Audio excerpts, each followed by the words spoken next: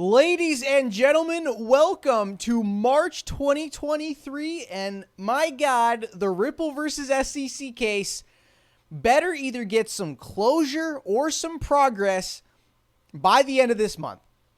Let's go ahead and look at a post from James K. Fillon back in September 6th of 2022, where he says at the very bottom here, I am sticking to my prediction that District Judge Torres will decide both the expert motions and the summary judgment motions at the same time on or before March 31st, 2023.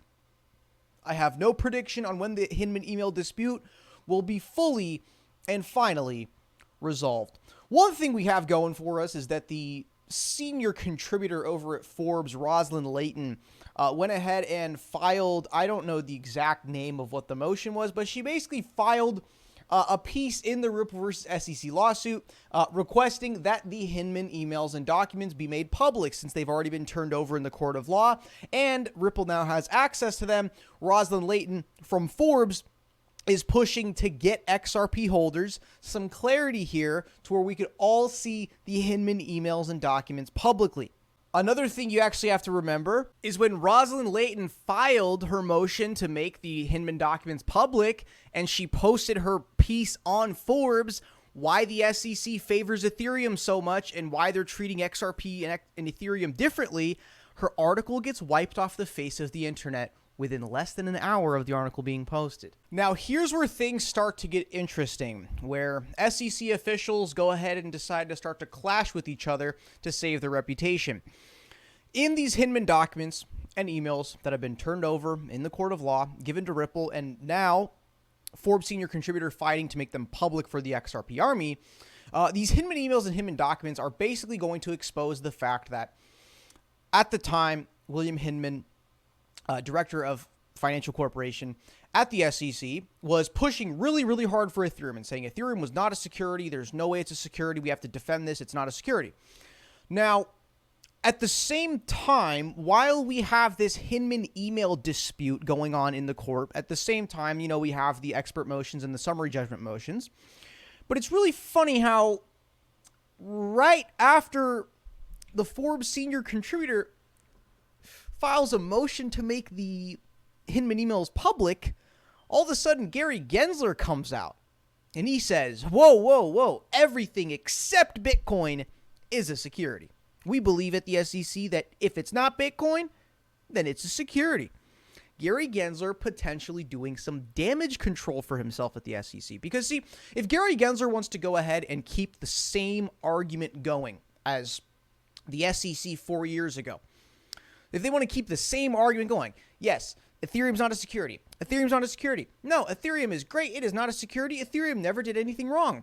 But then now all of a sudden, once the Hinman emails get turned over to Ripple, now somebody from Forbes is trying to push that to be public.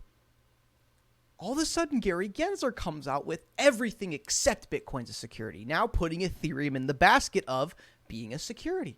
Is Gary Gensler potentially doing some damage control for himself and the SEC, trying to keep up their reputation when I think he eventually knows that these Hinman emails and documents are going to become public? And is this his way of potentially saving himself and the SEC by beforehand of everything being released and turning into an absolute shit show? He can always point back to his, look, before these got released, I said that everything was a security except Bitcoin. So I'm not a part of this big document leak. You see what I'm saying? So guys, the fact of the matter is the SEC has kind of put themselves in a really, really bad position. I've used the analogy before. They're just shooting themselves in the foot. They're digging themselves into a 6-foot hole, and they just keep digging deeper, doubling down on the fact that ETH did nothing wrong. XRP's horrible. So we're really getting to a point here where after 2 years of the lawsuit, and we've had these metaphorical body slams happening in 2022 of the judge absolutely slapping the SEC in the face and telling them they're wrong and no, you need to turn over the Hinman documents now. You need to hand them over. This is relevant to the case. There is no deliberative process privilege here. These are not under the privilege of being protected because it's a lawyer thing, right? So it's really to the point where the SEC is very clearly been doing just bad in general over the last year or two, ever since Gary Gensler took over. And another thing that actually just came out yesterday is, check out what the SEC says here. So this comes from Meta Lawman over on Twitter. Gensler boycotts the SEC Speaks conference. For 50 years, this conference has been an annual tradition where the SEC chairman and division heads explain the SEC's objectives. Oh, the SEC's got to come out and be transparent. Gary Gensler does not want to do that, right? These SEC officials would typically answer a few tough questions from those of us in the securities bar who represent clients before the SEC. This is what accountable government looked like. So, yeah, the Securities and Exchange Commission, this comes from Eleanor Tourette, a Fox Business journalist and producer. The SEC said it will not be speaking this year at an annual conference well known in legal circles. As a result, the event called SEC Speaks is being canceled. Oh, wow. So the SEC, they bring on their annual event of where people can ask them tough questions and the SEC can respond to them the best they can. But oh no Clarity Gary does not want to get thrown any hardball questions. What is No Clarity Gary like? No Clarity Gary, he likes going out there on mainstream media, on pre-scripted interviews, and he likes getting thrown those little softball questions where you know what he can do? He can give those typical politician no answer answers where they talk like a freaking paragraph, but at the end of the day, they didn't even say anything. They're just beating around the bush.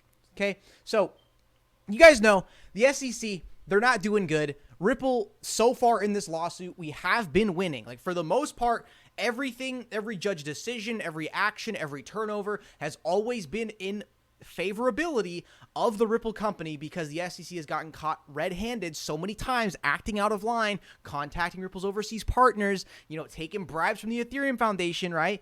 So it's very clear here where this is going. And the fact that Gary Gensler came out with his big little, if it's not Bitcoin, it's a security statement, he's given the SEC some damage control. So that when the Hinman documents, the emails, they come out, which Ripple has already said, like, something along the lines of, if you guys could see this, you'd be blown away at what's in these documents. So I think essentially the SEC, they're trying to protect themselves as a whole, and they are going to have to sacrifice a couple of fall guys, the William Hinman, and there were 3 other SEC officials who I do not remember, I cannot recall the names of, but they were at the SEC alongside Hinman, and they all had ties to the same law firm that was engaged with the Ethereum Foundation. So you pretty much had 4 people at the SEC sort of indirectly receive money somehow from a law firm that's connected with the Ethereum Foundation, and they all quit their jobs at around the same time before the Ripple versus SEC lawsuit. So, guys, I think the SEC, Gary Gensler, I think they know what's coming is going to be bad for them. And this is why we saw the groundbreaking statement of, if it's not Bitcoin, then it is a security.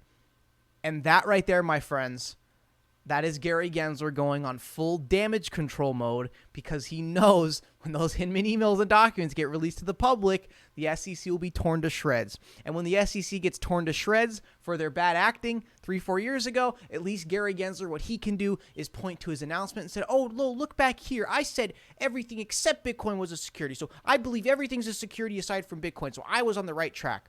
You see what I'm saying here? So, fellas, not looking good for the SEC.